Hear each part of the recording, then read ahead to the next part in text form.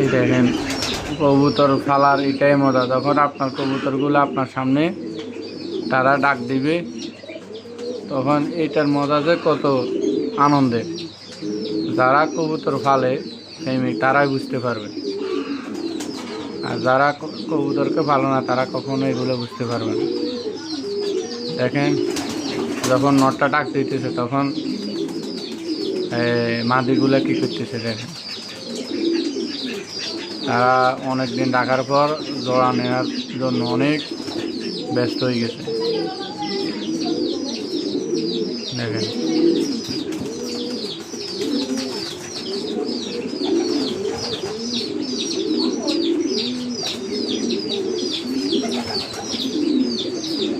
হারুন চুল গল্লা ডাক